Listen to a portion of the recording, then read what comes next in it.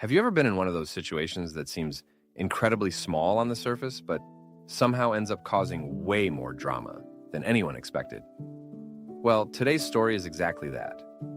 A thrift store trip between two friends turns into an argument over a sweater, hurt feelings, and a question that's dividing opinions. Let's get into it. So the original poster writes, "I've been thinking about this for the past week. It's such a non-problem, I know, but I can't stop feeling mixed emotions about it. Already, I feel like a lot of us can relate to that. Sometimes it's not the huge, life-changing conflicts that stick in your head. Sometimes it's the tiny, awkward moments that replay over and over when you're trying to sleep." Anyway, OP explains that they went thrifting with a friend. While they were shopping, the friend found a super cute red sweater. Now, apparently this sweater was a great find. OP loved it immediately and started encouraging their friend to buy it. They kept telling her, "That would look so good on you. You should totally get it. Seriously, buy it." But despite all the encouragement, the friend eventually decided to put the sweater back. And according to OP, it wasn't because of money. The sweater was extremely cheap. The friend simply chose not to buy it. At that point, most people would probably just move on. But OP couldn't stop thinking about how cute the sweater was. So after watching their friend put it back, they decided they wanted it for themselves. Before taking it, though, OP says they checked with their friend multiple times. Not once, not twice, multiple times. They asked if she was sure she didn't want it.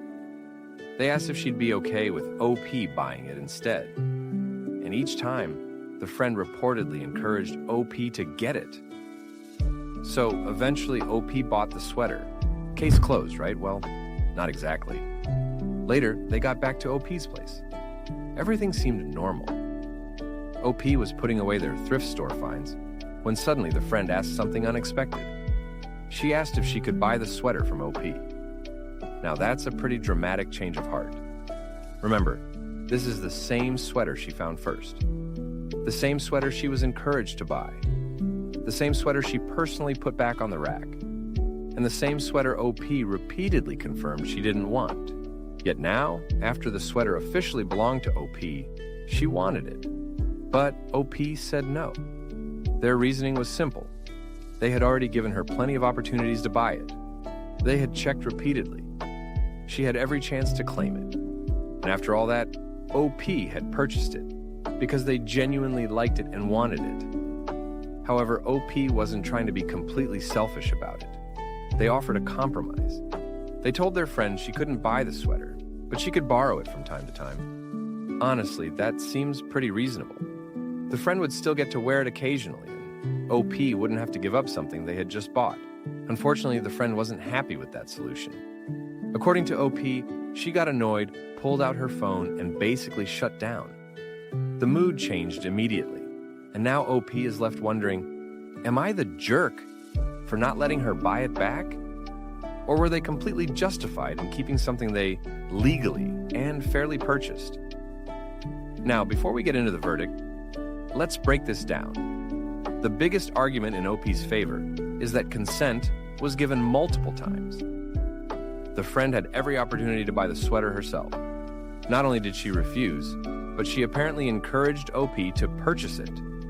If someone passes on an item and then later changes their mind after somebody else buys it, that's usually considered bad luck.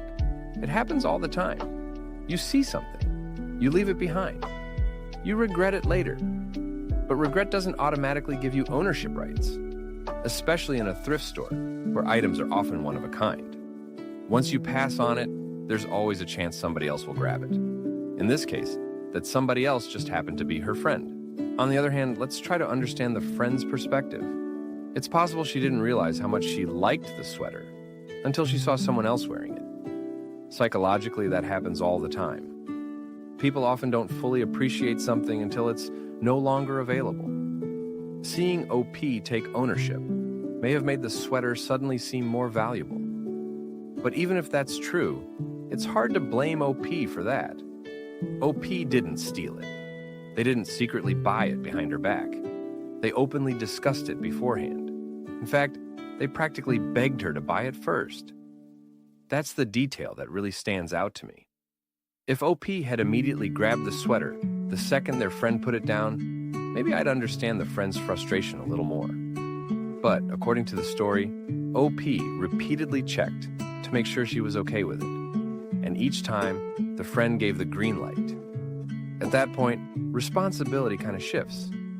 Once you've clearly declined an opportunity and encouraged someone else to take it, it becomes difficult to claim you're entitled to it later. Personally, I don't think OP did anything wrong here.